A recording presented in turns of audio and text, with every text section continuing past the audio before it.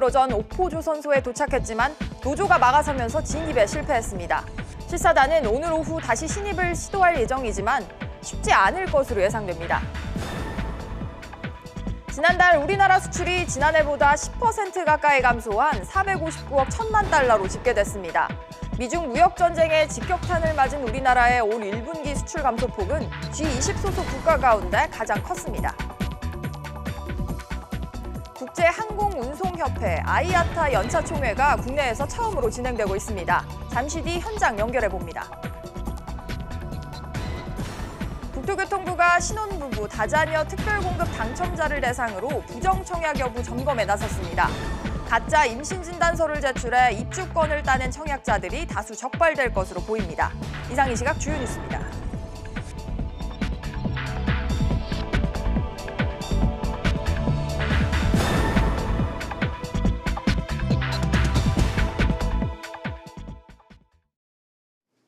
(6월 3일) 월요일 백브리핑 시시각각 시작합니다. 첫 소식입니다. 우여곡절 끝에 법인 분할을 마무리한 현대중공업이 이번에는 대우조선해양 현장 실사에서 길을 가로막혔습니다. 자세한 내용 취재기자 연결해서 들어봅니다. 정윤영 기자. 네, 정윤영입니다. 정 기자, 현대중공업 현장 실사단이 대우조선해양 옥포조선소에 도착은 했지만 실제로 진입은 못하고 있다고요? 네, 현대중공업 현장 실사단은 오늘 오전 9시 20분 정도 거제시 대우조선 옥포조선소 정문에서 수십 미터 떨어진 곳에 도착했는데요. 실사단은 진입에 앞서 정문을 봉쇄하고 있는 노조에 대화를 요청했지만 노조가 이를 거부했습니다. 노조 측은 매각 철회 조건이 없다면 실사단과 접촉하지 않겠다고 통보했습니다. 실사단은 오전 10시경 현장에서 철수했고 오후에 다시 진입을 시도할 것으로 보입니다. 네, 노조 측은 이번 실사단에 어떻게 대응한다는 방침입니까? 네, 노조와 대우조선해양 매각을 반대하는 시민단체 회원 등 노조 추산 400여 명이 모여 현장 실사단 진입을 막아서고 있습니다.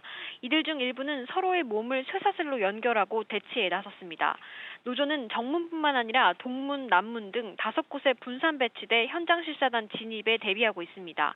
경찰은 현장 실사단 내부 진입 과정에서 노조와 충돌이 예상된다고 보고 현장에 10개 중대 500여 명을 배치해 만일의 사태에 대비하고 있습니다. 한편으로는 현대중공업 노조도 주총 무효를 주장하면서 오늘 전면 파업에 들어갔죠. 네, 노조는 오늘 오전 8시부터 파업을 시작했습니다. 노조는 장소와 시간을 변경해 무효라고 주장하고 있습니다. 노조는 오늘 오후 울산시청 프레스센터에서 기자회견을 열고 주총 무효와 투쟁 방침에 대해 발표할 계획입니다. 이렇게 노조 반발이 거세지면서 사측에서는 담화문을 발표했죠. 네, 한영석 가사면 현대중공업 공동대표이사는 법인 분할 과정에서 생긴 갈등을 지속해서는 안 된다며 화합하고 배려하는 분위기를 만들어 나가자고 밝혔습니다. 공동대표이사는 분할 후 어떠한 불이익이 없다는 점을 다시 한번 분명히 약속한다며 단체협약 승계와 고용 안정 약속도 반드시 지키겠다고 강조했습니다. SBS CNBC 정윤영입니다. 미국과 중국 사이 무역 분쟁이 계속되는 가운데 우리나라 수출이 6개월 연속으로 감소했습니다. 취재기자 연결합니다. 장가희 기자. 네, 장가희입니다. 장 기자, 지난달 우리나라 수출이 계속해서 부진이 계속됐다고요? 네, 지난달 수출은 459억 1천만 달러를 기록하며 지난해보다 9.4% 줄었는데요. 6개월 연속 감소세입니다.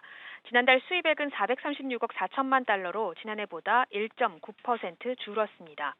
수출액에서 수입액을 뺀 무역 수지는 22억 7천만 달러 흑자로 88개월 연속 흑자 행진을 이어갔습니다. 하지만 지난해 5월 62억 3천만 달러의 3분의 1 수준으로 줄어들며 무역 수지도 경고등이 켜졌습니다. 미중 무역 분쟁이 이어지는 가운데 한국은 수출 주요국 가운데서도 가장 큰 타격을 받았는데요. 1분기 수출은 1,386억 달러로 저분기 대비 7.1% 감소했습니다. 이 감소폭은 G20 소속 국가 가운데 가장 큰 수치입니다. 향후 전망도 밝지 않은데요. 정부는 지난달 30일 열린 녹실회의에서 오는 5일 발표되는 4월 경상수지가 소폭 적자 가능성이 있다고 밝혔습니다. 네, 원인을 살펴보면 아무래도 반도체 수출 부진에 따른 타격이 가장 크겠죠? 네, 그렇습니다. 반도체 수출 증감률은 전년 동월과 비교해 지난 4월에 마이너스 13.7%에서 마이너스 30.5%로 하락폭이 2배 이상 확대됐습니다. 반도체 단가 하락, 스마트폰 수요 정체, 지난해 호황에 따른 기저효과가 복합적인 영향을 미쳤습니다. 우리 수출 주력인 석유화학과 디스플레이, 철강, 자동차 부품도 부진한 모습을 보였습니다. 지역별로는 중국과 유럽연합에서 수출이 두 자릿수 감소세를 보였는데요. 대중국 수출은 20.1% 감소했고 유럽연합 수출도 마이너스 12.6%로 부진했습니다. 반면 미국은 자동차와 가전 수출에 힘입어 6% 늘면서 8개월 연속 증가세를 이어갔습니다. 지금까지 SBS CNBC 장가입니다. 국내 민간 경제연구기관 한 곳이 올해 우리나라의 경제 성장률이 2% 초반에 그칠 것으로 내다봤습니다. 정부도 이달 말에 성장률 전망치를 낮출 거란 관측도 나오고 있는데요. 취재기자 연결합니다. 권세욱 기자. 네, 권재욱입니다.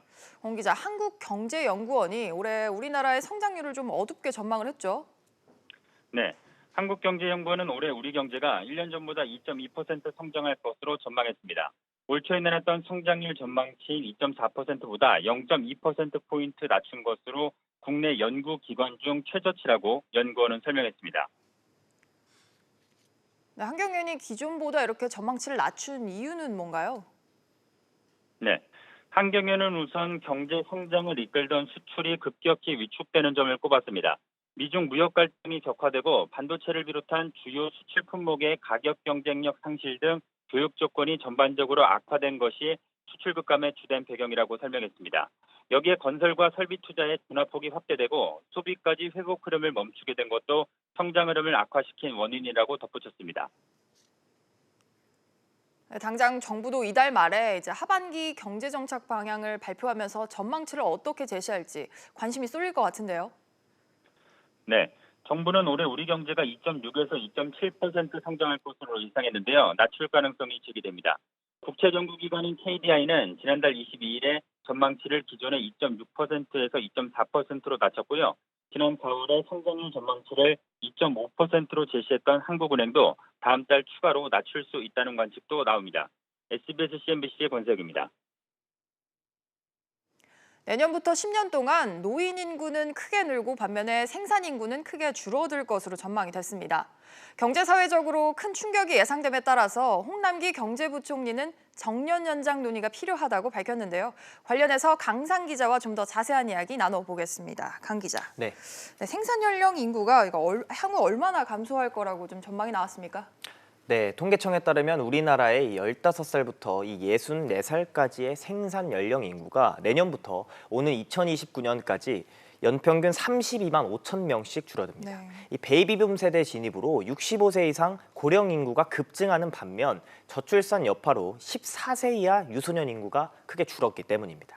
연간 생산 연령 인구 감소폭은 내년부터 2023년까지 20만 명대, 2024년 30만 명대를 거쳐 2025년과 26년에는 40만 명대로 확대될 전망입니다.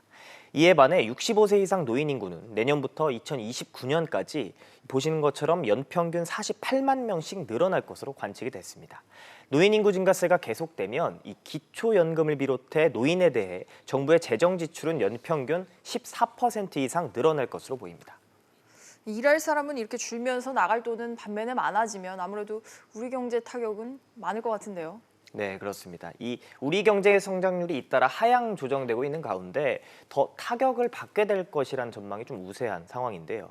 주된 고용 지표인 이 취업자 수 증가폭에 영향을 주고 베이비붐 세대가 대거 은퇴를 하면 이 고령화층에 함께 소속이 되면서 소득이 급감하고 이어서는 소비까지 줄어들 것이란 전망도 함께 나오고 있습니다. LG경제연구원은 생산 가능 인구 감소가 이렇게 빠르게 진행이 되면서 잠재 성장률이 내년부터 2024년까지 1.9%로 빠르게 하락할 것이라고 이렇게 내다봤습니다. 정부는 다시 인구정책 TF를 구성해서 이달 말 분야별 정책 과제를 발표할 예정입니다. 상황이 이렇게 되니까 홍남기 경제부총리가 정년을 조금 연장해야 되지 않겠냐 이런 논의에 불을 지핀 거죠. 네. 홍 부총리는 어제 이 생산 가능 인구 감소를 언급을 하면서 정년 연장에 대한 논의가 사회적으로 본격적으로 좀 논의가 필요하다 이런 식으로 논의할 시점이 됐다고 밝혔습니다. 또 TF 논의가 끝나는 대로 정부의 입장을 제시하고 청년층에 대한 논의도 함께 검토해 보겠다고 설명을 했습니다. 정년이 연장될 경우 노인 부담에 대한 이 분양이나 부담은 좀 감소하게 되는 것이 보통 알려졌는데요. 통계청에 따르면 생산 연령 인구 100명이 65세 이상 고령 인구를 부양하는 이 노년 부양비는 현재 20.4명입니다. 하지만 여기에 정년을 5년을 연장하게 됐을 때는 노년 부양비가 13.1명으로 32%가 이렇게 줄어들게 됩니다. 하지만 고령층의 은퇴가 이렇게 늦어지게 되면 청년들이 갖는 그런 일자리 부담의 영향도 있기 때문에 청년층의 반발도 고려해야 할 사항이라고 이렇게 나오고 있습니다. 그런 부분도 고려해야 할 것 같은데 한편으로는 또 홍남기 부총리가 최저임금 인상안에 대해서도 언급을 했어요. 네, 이날 함께 홍남기 부총리는 내년 최저임금 인상안에 대해서 이 속도나 수준 같은 거를 최소해야 한다고 최소화해야 밝혔습니다. 한다. 이 정부의 최저임금 속도 조절론을 어떻게 보면 공식화한 거로 해석할 수가 있는데요. 홍 부총리는 문재인 대통령이 최저임금 공약에 너무 집착하지 말라고 언급한 것도 이 정책 결정 과정에서 감안될 것이라고 밝혔습니다. 또 내년도 최저임금을 결정할 때 이 경제나 아니면 고용 등에 미치는 영향과 또 이 시장에서 이를 받아들일 수 있는 영향과 환경 등도 함께 고려해야 한다고 밝혔습니다. 네, 강 기자 이야기 잘 들었습니다. 이주열 한국은행 총재는 무역 분쟁 영향 등으로 글로벌 무역과 또 금융 연계성 확장세가 둔화하고 있다고 밝혔습니다. 이 총재는 서울 중구 웨스턴 호텔에서 열린 한국은행 국제 컨퍼런스 개회식에서 국제 분업과 기술 확산 위축으로 큰 조정 비용이 발생할 수 있다면서 이같이 말했습니다. 그러면서 무역 의존도와 내수 기반이 갖춰지지 않은 신흥국 경제에 부정적으로 작용할 가능성이 있다면서 국내 경제의 대응력을 높여야 한다고 지적했습니다. 대표적인 창업 아이템인 치킨집이 매년 8,000곳 넘게 문을 닫는 것으로 나타났습니다. KB금융그룹 보고서에 따르면 올해 2월 기준으로 전국에 8만 7천여 개 치킨집이 영업 중인 가운데 치킨집 창업은 2014년 9,700개에서 지난해 6,200개로 감소한 반면 같은 기간 폐업은 7,600개에서 8,400개로 늘었습니다. 제75회 국제항공운송협회 서울 연차총회가 오늘 오후 폐막합니다. 경영권 논란이 마무리되지 않았지만 조원태 한진그룹 회장은 이번 연차총회에서 집행위원으로 선출이 됐습니다. 현장에 나가 있는 취재기자 연결합니다. 네, 오정인 기자, 조 회장이 아이아타 집행위원으로 선출이 됐죠? 네, 저는 지금 서울 코엑스 아이아타 연차총회 현장에 나와 있습니다. 앞서 어제 오전 조원태 회장이 아이아타 집행위원회 위원으로 선출됐습니다. 조 회장을 비롯해 총 13명의 신임 집행위원이 선출됐습니다. 집행위원 임기는 3년입니다. 고 조양호 전 회장이 1996년 이후 아이아타 집행위원회 위원을 8번 연임해온 바 있습니다. 네, 어제 2일차 행사에서 한진그룹 경영권에 대한 질의가 있었는데 조 회장은 어떤 입장을 좀 냈습니까? 네, 어제 오전 아이아타 오프닝 기자회견에서 최근 한진가를 둘러싼 논란에 대한 질의가 이어졌습니다. 조 회장은 상속세 재원 마련과 최근 추가 지분 확보로 경영권 압박에 나선 KCGI에 대한 질문을 받았지만 답변하지 않았습니다. 조 회장은 취재진의 질문에 침묵으로 일관한 채 회의장으로 이동했습니다. 네, 그런데 오늘 오후에 대한항공 기자회견이 예정이 돼 있죠. 여기에서 조 회장이 직접 답변할 가능성도 있습니까? 네, 오늘 오후 2시 아이아타 연차총회 마지막 일정으로 대한항공 기자회견이 진행될 예정입니다. 이 자리에 조 회장이 직접 참석하는 만큼 집중 질의가 이어질 것으로 보입니다. 조 회장이 오늘 기자회견에서는 어떤 식으로든 경영권 논란에 대한 답변을 내놓을 가능성이 높습니다. 가족 간 불화설을 비롯해 KCGI와의 협력 가능성 등에 대한 질의가 예상됩니다. SBS CNBC 오정인입니다. 다음 소식입니다. 국내 최대 게임 업체인 넥슨 매각 본입 차례 참여하는 업체들 윤곽이 드디어 나왔습니다. 예상대로 카카오와 넷마블이 참여한 가운데 가장 유력한 인수 업체로 거론됐던 중국 텐센트는 불참했는데요. 취재기자 연결해서 좀 더 자세히 알아보겠습니다. 김현우 기자. 네, 김현우입니다. 김 기자, 넥슨 인수 전에 뛰어든 기업들 구체적으로 어디입니까? 네, 투자은행과 게임업계에 따르면 미국 현지 시간으로 지난달 31일 마감된 넥슨 매각 본입 차례 IT 업체로는 카카오와 넷마블이 참여했습니다. 그 외에는 사모펀드인 MBK 파트너스, KKT, 베인캐피털 등이 참여한 것으로 알려졌습니다. 가장 유력한 넥슨 인수 후보로 꼽혔던 텐센트는 본입 차례에 참여하지 않은 것으로 전해졌습니다. 당초 유력한 예상 인수 후보였던 텐센트가 인수전에는 참여하지 않았는데 이유는 뭡니까? 정확한 이유는 알려지지 않았습니다. 높은 매각 금액에 비해 실익은 적다고 판단했을 것으로 추측됩니다. 다만 카카오 넷마블의 대주주인 텐센트가 인수전 중간에 이들과 컨소시엄을 구성할 가능성은 있습니다. 네, 이렇게 본입 차례 마감되면서 앞으로 넥슨 매각도 속도를 좀 붙일 수 있을까요? 넥슨 인수 금액은 최소 10조 원에서 최대 15조 원이 될 것으로 업계는 예상하고 있습니다. 이처럼 높은 매각 금액 때문에 그동안 본입 차례 몇 차례 연기됐다는 이야기도 나오고 있습니다. 인수 희망 업체들이 자금 마련 계획을 세울 수 있도록 시간을 주기 위해 마감을 연기했다는 것입니다. 인수 진행 과정에서 자금 문제가 불거지면 매각 자체가 무산될 수 있다는 우려도 나오고 있습니다. 새로운 인기 게임 부재로 실적이 정체되는 등 넥슨의 전망도 밝지 않습니다. 이 때문에 참여 업체들이 컨소시엄을 구성할 것이란 예상도 나오고 있습니다. 지금까지 SBS CNBC 김현우입니다. 국토교통부가 지난 2017년부터 지난해까지 신혼부부 다자녀 특별공급 아파트 당첨자들에 대한 특별 점검에 들어갑니다. 허위 임신진단서를 제출해서 당첨된 사례가 적발됐기 때문인데요. 자세한 내용 취재기자 연결합니다. 오수영 기자. 네, 오수영입니다. 오 기자, 아파트 당첨을 위해서 가짜 진단서까지 제출을 한 사례가 있다고요? 네, 국토부가 지난 4월 서울 지역 2곳, 경기도에서 3곳, 모두 5개 분양단지를 두고 표본 점검을 실시했는데요. 신혼부부 다자녀 특별공급에서 임신 진단서를 제출해서 부양가족으로 신고하고 당첨된 83건 가운데 8건이 가짜 진단서였던 것으로 밝혀졌습니다.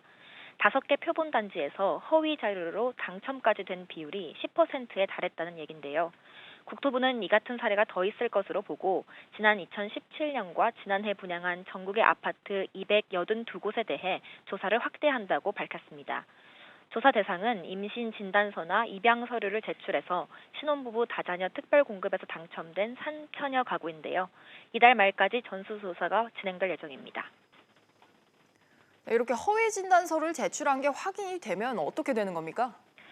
네, 현행 주택 공급 규칙은 부양 가족 수를 셀 때 입주자 모집 공고일을 기준으로 임신 중인 경우까지 자녀 수를 인정하고 있기 때문에 앞서 표본 조사에서도 드러났듯이 허위로 진단서를 발급받아 당첨된 경우가 더 있을 것으로 보입니다. 국토부는 앞서 적발된 8건에 대해 경찰 수사를 의뢰했고 현재 수사가 진행 중인데요. 수사 결과 주택 공급 질서 교란 행위자로 확정되면 3년 이하의 징역 또는 3천만 원 이하의 벌금형을 받게 됩니다. 주택 공급 계약은 당연히 취소되고요. 청약 자격도 최대 10년간 제한됩니다. 지금까지 SBS CNBC 오수영입니다. 고액 자산가들의 가장 큰 고민이 증여와 상속이라는 조사 결과가 나왔습니다.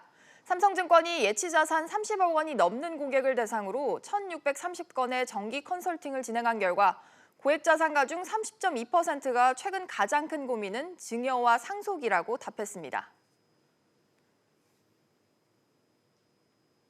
정부가 주류에 붙는 세금, 즉 주세법 개편 초안을 마련한 것으로 알려졌습니다. 먼저 맥주와 막걸리부터 종량세로 우선 전환하는 방안이 유력한데요. 당정은 이번 주 중반에 협의를 거쳐서 최종안을 발표할 계획입니다. 자세한 내용 취재기자 연결합니다. 류정훈 기자. 네, 류정훈입니다. 류 기자, 원래는 전체 주종을 대상으로 이제 종량세로 전환한다는 계획을 검토 중이었는데 일부만 먼저 전환을 한다고요? 네, 그렇습니다. 정부가 맥주와 막걸리부터 종량세를 우선 전환하는 방안을 유력하게 검토 중인 것으로 알려졌는데요. 먼저 종량세가 뭔지 설명을 드리면 종량세는 술의 양이나 도수에 맞춰 세금을 매기는 방식입니다. 술의 도수가 높을수록 더 많은 세금이 부과되고요. 현재 모든 주류에 매기는 종가세는 제조 원가나 수입가 등의 세금을 매기는 방식으로 값이 비쌀수록 세금을 더 많이 내게 됩니다. 이번 주세법 논의가 국산 맥주와 수입 맥주 사이의 과세 형평성 문제에서 시작된 만큼 맥주의 종량세 전환은 기정사실화된 분위기입니다. 현재 국산 맥주는 종가세로 제조 원가, 판관비, 이윤을 더한 값의 72%의 세율을 부과하고 있는데요. 수입 맥주는 수입 신고가를 기준으로만 과세가 이루어져 국산 맥주보다 저렴하게 판매할 수 있었습니다. 이번 종량세로 전환되면 똑같이 양이나 도수로 세율을 매겨 과세 형평성 논란을 해결할 것으로 보입니다. 그렇군요. 그러면 소주는 현행대로 유지가 됩니까? 현재로선 종가세가 유지될 가능성이 큽니다. 소주를 종량세로 전환할 경우 같은 증류주로 엮여 있는 위스키의 세금이 크게 낮아져 가격이 인하되기 때문인데요. 이렇게 되면 전통주에 위협이 된다는 우려가 있고, 그렇다고 증류주에서 소주만 떼어내 세금을 적게 매기면 세계무역기구 규정에 위반이 됩니다. 또한 도수가 높은 소주에 종량세가 적용될 경우 가격 인상은 불가피한 측면이 있어 종가세가 유지될 가능성이 큽니다. 네, 관련해서 오늘 조세현이 업계 관계자들을 불러서 공청회를 연다고요? 네, 그렇습니다. 조세현은 오늘 서울 양재동 AT센터에서 연구 용역 결과를 발표하는 공청회를 진행할 예정인데요. 오늘 공청회에는 기재부와 조세현 관계자와 한국주류산업협회 회장, 막걸리협회 회장, 한국수제맥주협회 회장 등 업계 인사가 패널로 참석합니다. 당정은 이번 주 중반 협의를 거쳐 개편안을 발표하고 다음 달 말이나 8월 초쯤 세법 개정안에 반영할 것으로 보입니다. 지금까지 SBS CNBC 류정원입니다. 두통약이나 소화제 등과 같은 주요 상비약의 공급 가격이 줄줄이 인상됩니다. 원료 가격 인상에 따른 어쩔 수 없는 조치라는 게 제약사들의 설명인데요. 자세한 내용 취재기자 연결합니다. 이한나 기자. 네, 이한나입니다. 이 기자, 가격이 오르는 의약품들을 우선 뭔지 좀 구체적으로 짚어주시죠. 네, 소비자들이 많이 찾는 위장약인 겔포스 M의 공급 가격이 이번 달부터 15% 오르고 진통제인 펜잘도 10% 인상됩니다. 소화기 질환 한방의약품인 건비환과 변비치료제 비장원도 공급 가격이 20에서 30%가량 큰 폭으로 오르게 됩니다. 두통약 타이레놀은 다음 달부터 제품별로 18%에서 25% 오르는데 편의점에도 공급되는 만큼 약국과 더불어 편의점 판매가도 함께 오를 전망입니다. 네, 이렇게 일반 의약품들 가격이 줄줄이 올라가는 이유는 뭡니까? 제약업계는 원료 가격이 오르고 물가도 상승해 어쩔 수 없이 가격을 올릴 수밖에 없다는 입장입니다. 앞서 광동제약이 올해부터 쌍화탕을 2015년 이후 4년 만에 15% 올렸고 우황청심원도 우황이나 사양 등의 원료 가격 상승으로 12에서 20% 인상했습니다. 대일 면 반창고의 공급 가격도 올해부터 사이즈에 따라 7에서 12% 올랐고 지난 4월에는 동화약품의 소화제 가스 활명수의 공급 가격도 20% 올랐습니다. 저가 제품 중 하나인 물파스 가격도 4월부터 일제히 올랐는데요. 물파스의 주요 성분인 멘톨, 카파 등의 원료 가격은 2배 이상 오른 게 인상의 주된 배경으로 알려졌습니다. 가격 인상에 약국들은 반발하고 나섰는데요. 갑자기 공급 가격을 올리면 약국 영업이 지금보다 어려워질 수 있다는 이유입니다. 지금까지 SBS CNBC 이한나입니다. 다음 소식입니다. 오늘부터는 주식 거래를 하는 모든 투자자는 인하된 증권거래세를 적용받을 수 있게 됩니다. 지난 1996년 증권거래세율이 법으로 정해진 뒤 23년 만에 인하인데요. 증권거래세 인하가 우리 증시에 어떤 영향을 미쳤을지 취재기자 연결합니다. 김성현 기자. 네, 김성현입니다. 김 기자, 우선 증권거래세가 얼마나 내려갔습니까? 네, 코스피 시장은 기존 세율 0.15%에서 0.1%로, 코스닥의 경우에는 0.3%에서 0.25%로 0.05%포인트 증권거래세가 내려가는데요. 벤처 중소기업을 위한 주식시장인 코넥스 시장은 0.3%였던 거래세율이 0.2%포인트 인하돼 0.1%로 낮아집니다. 지난 3월 국회와 기획재정부, 금융위원회 등 정부와 금융당국이 합동 발표한 혁신금융 추진 방향의 후속 조치입니다. 증권거래세 인하로 줄어드는 세금 규모는 연간 1조 4천억 원 정도로 추산되는데요. 정부와 업계는 이번 증권거래세 인하가 자본시장 거래 활성화에 도움이 될 것으로 기대하고 있습니다. 네, 이번 인하에 따라서 우리 금융시장에 벌써 반응이 좀 나타나고 있습니까? 네, 국내 증시에는 긍정적인 영향이 나타나고 있는 모습인데요. 우선 코스피는 2030선 초반에서 하락 출발했지만 이후 상승으로 전환해 장중 2050선을 회복했습니다. 특히 외국인이 매수세를 보이며 증시 상승을 견인하고 있습니다. 코스닥은 장 초반 하락으로 출발한 뒤 등락을 거듭하다 개인 매수세의 상승으로 전환한 등 혼조세를 보이고 있습니다. SBS CNBC 김성현입니다. 증시 상황입니다. 오늘 국내 증시 전반적으로 오름세입니다. 지금 코스피가 0.63% 오름세로 2054포인트 나타내고 있고요. 코스닥 역시 0.09% 오르면서 697포인트 나타내고 있습니다. 오늘 주목해보실 종목들 차례대로 살펴보겠습니다. 우선 삼성전자입니다. 지금 이재용 부회장이 지난 주말에 사장단을 긴급 소집했습니다. 앞으로 비상경영체제에 돌입할 것으로 보이는데요. 오늘 2.35% 오름세 보여주고 있습니다. 한편 지금 현대중공업 같은 경우에도 하락세입니다. 대우조선해양 실사에 들어가면서 노조 반발로 후폭풍이 커질 것으로 보이는데요. 현대중공업 같은 경우에는 지금 보합권에서 11만 7,500원에 거래가 되고 있습니다. 삼성 엔지니어링 같은 경우에는 지금 사우디아라비아 프로젝트의 계약 해지와 관련을 해서 7천억 원대 소송을 당했다고 합니다. 이 소식에 지금 급락했는데요. 12.28% 내림세 보이며 14,650원에 거래되고 있습니다. 마지막으로 대한항공입니다. 조원태 대한항공 사장이 아이에타 연차총회에서 의장에 선출되면서 공식 데뷔를 할 것으로 보이는데요. 오늘 0.16% 오르며 31,600원에 거래되고 있습니다. 지금까지 증시 상황이었습니다. 오늘 소식은 여기까지입니다. 여러분 고맙습니다.